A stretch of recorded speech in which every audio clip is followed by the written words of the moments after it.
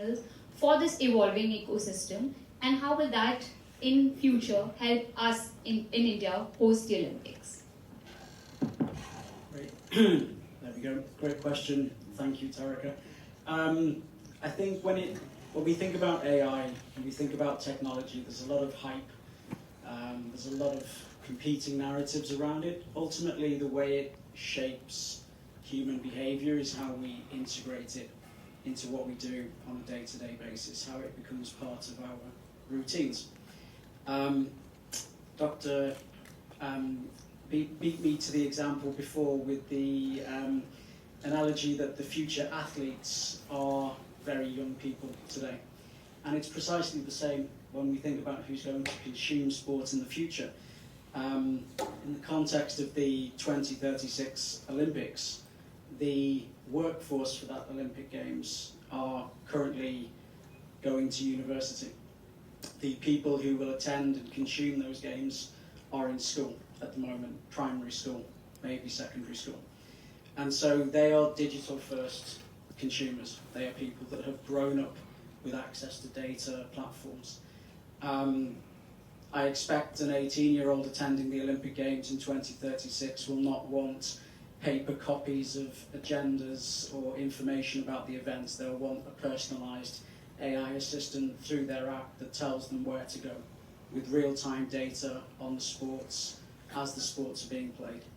So for a university partnership and the role of academics in that space, we need to work with organisations that are developing this technology to ensure that there is a real fit and need for it, that there is ethical and responsible practices around how the data is managed and translated into those experiences.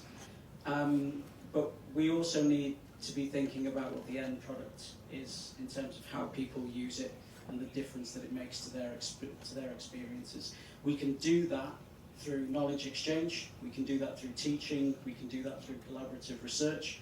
Not just collaborative research between institutions, but also universities and the private sector as well. Thanks, David. Julia, my next question to you. What are some of the trending topics for sports management research being implemented around the world? Well, I think we have to be, when we say around the world, we have to be careful because, of course, each country has its own context. So it's not surprising in the UK, a lot of the topics are driven by football, even though we're also big in cricket. But I think some of the trending topics certainly are driven by the advances in analytics and AI. So, for example, we've already mentioned player analytics. One of our professors, and we'll talk an awful lot about ethics, for example. So one of our leading professors in analytics, one of the first things he did using AI techniques was to explore match fetching, for example, using techniques that enabled patterns of play to see when patterns of play were unusual. And as a result, having worked with FIFA, he was an expert witness, and there was a team from Africa that was actually banned from the World Cup. So, you know, these kinds of things have real impact, but it's those techniques that make a difference. The other thing that's probably less relevant to India, although in a more maybe hidden aspect, is a lot of work is now going into gambling and making gambling safer. There's always been a problem with gambling. However, of course, social media has exacerbated that problem. And when India's running the Olympics, even if people aren't visibly betting in India, they'll be betting around the world. And social media will be turning that into a frenzy. So again, using big analytics, some of the, what we call the operators in the UK, our professors have worked with them to develop algorithms to help them identify problem gamblers, which in the UK they're these days expected to take action on. But also actually working with policymakers. Their research into patterns of gambling, for example, have led to changes in betting shops across the UK in terms of the stakes that terminals are allowed to offer. Direct implication of the research to the professors in the school have led to the stakes being reduced, and that's so, you know, they're involved in discussions around the world about gambling. I think the other thing that really probably has resonance coming up to the Olympics is a lot of research into sports governance and regulation. That's been brought to the fore recently in the UK, and again our experts from the school have been involved looking at new regulation for football, for the football clubs. But people have already repeatedly made reference to ethics. We've talked about inclusivity. They're all things that sports governance and regulation have a voice on. So actually I think sports governance and regulation is something that India should have a voice on if it's looking to run the Olympics. Because yes, we've talked about the pride as a national flag, and if India hosts the Olympics, you want your flag to the centre stage, you want people winning gold medals with the Indian flag behind them. But you also want to be remembered for how wonderful it was as an experience. And we've already made reference to how small, unfortunate events, particularly ethical events, and we've seen it in countless Olympic events. And of course, if you're running the Olympics, although about sport, are pervaded by global politics and the geopolitical tension that can't be avoided. So actually that sports governance regulation, I think, will be critical for something for India to have its voice. Thank you, Julia. Professor Thaldeep, my question to you is around, IOC recently told India that, you have to get your house in order before, thinking about the bid. Along those lines, with AI analytics and data science transforming global sport, how can institutions like IIMs and universities collaborate with federations to make sport more efficient, inclusive, and transparent?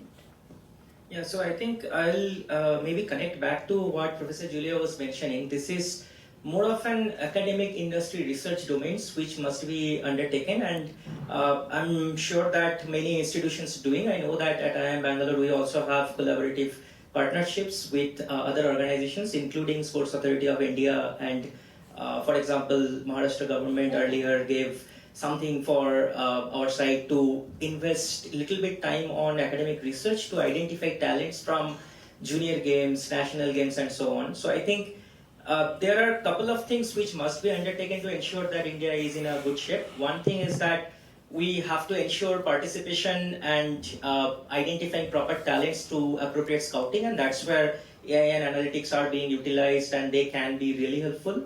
The other thing is high-profile training center, which are again partnerships between industry and governments. Like Sports Authority of India have, I know that they have been in touch with some technology initiatives in and around Bangalore who are investing a lot of time and energy on archery to ensure that their techniques are right, they're training day and night well enough so that they can compete at the biggest stage. The other thing comes on the maybe governance side, as Professor Julia is mentioning, as well as the sustainability aspect of it, because India now are infamous for a lot of cities which are at the highest level in pollutions and all, right? So I think climate-related aspects as well as overall sustainability is also something to be mindful about when India are planning their bids and are planning to be ready for the Olympics hosting. So I think overall it should come from both academic initiatives as well as partnerships with governments, and that's where I think all IIMs or all IITs will be definitely playing a huge role. Thank you. Professor Shobhan, I would like you to answer the same question for me and get your views on this. Yeah, so before I say something about it, I was just trying to understand. I have heard Dr. Boria, I have heard Padma Shri, Gopichand. So the thing is, it's the main intention is to identify the talent at a grassroots level. So my point is that first of all, we have to think about creating an ecosystem. Can we create a cloud-based, platform to onboard all the stakeholders related to sports, not just about Olympic, any major sports, like athletes, coaches, of course, the traders. Now the point is, if you need to have such an infrastructure, then we have to collaborate. First of all, I must appreciate that for the first time I see that I'm learning a lot from the practitioners. I have learned a lot. Why? Because I have already found out some interesting questions here. So the main point is, you cannot really alone, you cannot do it. Academicians cannot do it. I mean, it's not a dream. In fact, I would say that why not? Why can we not have Olympic in 2036? We have to collaborate a lot with respect to not just university. We have to onboard the sports tech companies. I'm not sure how many startups are actually working on sports tech, because the kind of digital transformation, the kind of AI we need, whether we have that bandwidth, that is also we have to check. we need workforce, we need talent. So for which I strongly feel that we need to have a kind of ecosystem. Why not? I mean, if you recall, I may be wrong. In skilling ecosystem, Government of India in 2018, if I'm not wrong, then there was a portal Government of India launched called eKaushal, and the main purpose was to onboard the youth, the skill force. I'm not sure what has happened to that. I have no idea, and it was a public-private partnership. So the thing is, what I'm trying to say is that we have infrastructure. Management institutions have infrastructures. IITs have technical bandwidth. So university, we have lots of universities. I'm not sure how many sports universities are there in India. And that's why we can always debate. We need that interest, first of all. And I have learned a lot from all the practitioners here. But yes, I believe that we are here, and the sports tech firms are here. The journalists are here, media, broadcasters, everybody is here. Can we come under one umbrella? That is the first thing what we need, number one.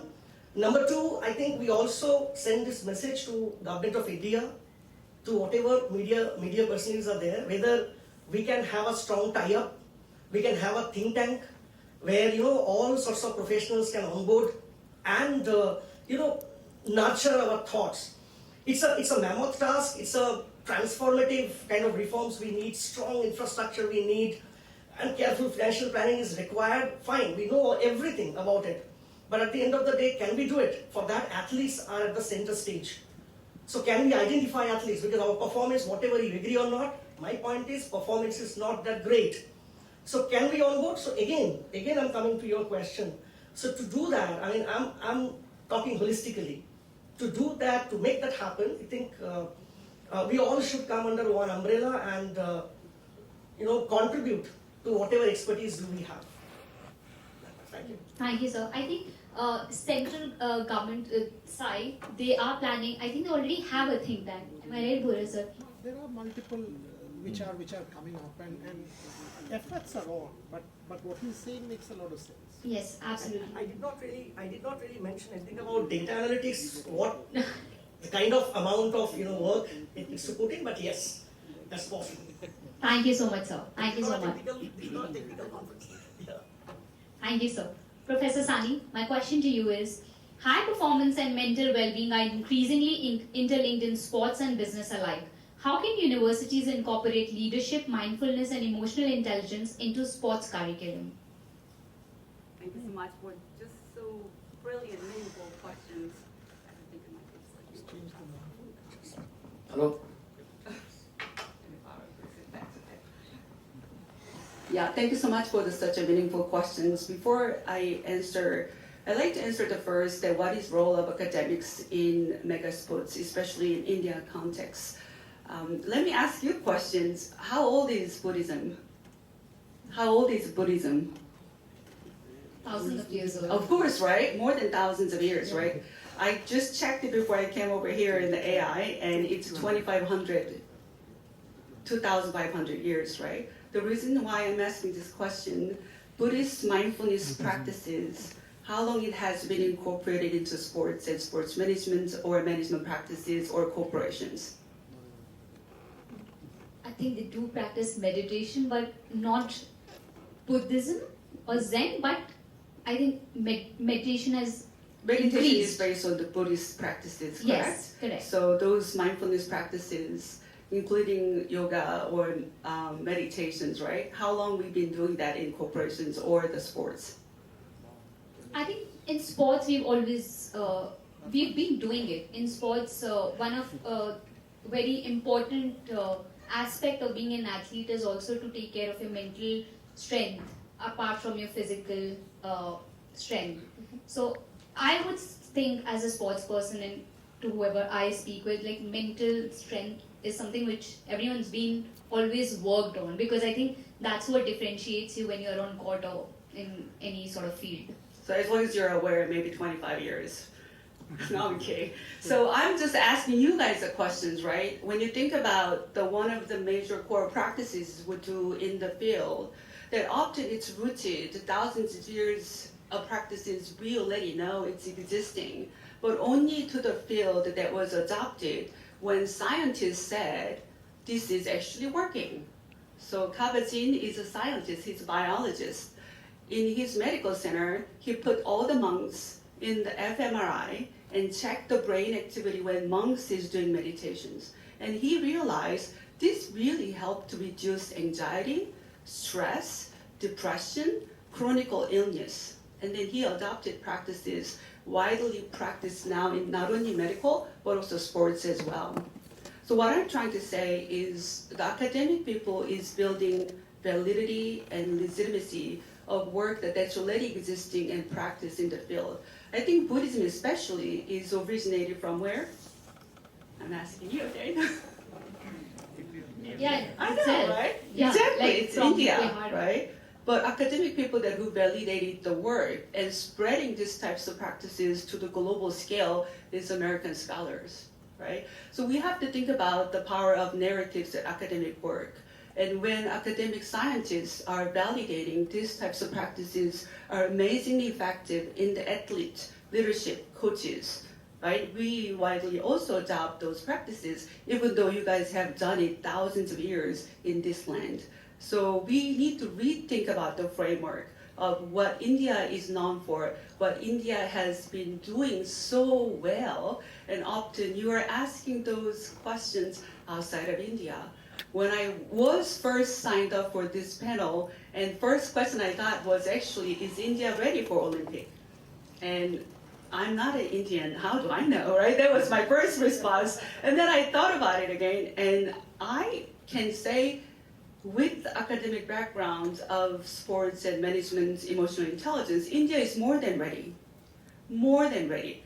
Infrastructure, you can just allocate resources into it, right? Emotional intelligence and also psychological social readiness. You guys already have amazing moral foundations of Dharma, and all the philosophical thoughts are coming from India. So stop searching the answers outside and search yourself inside.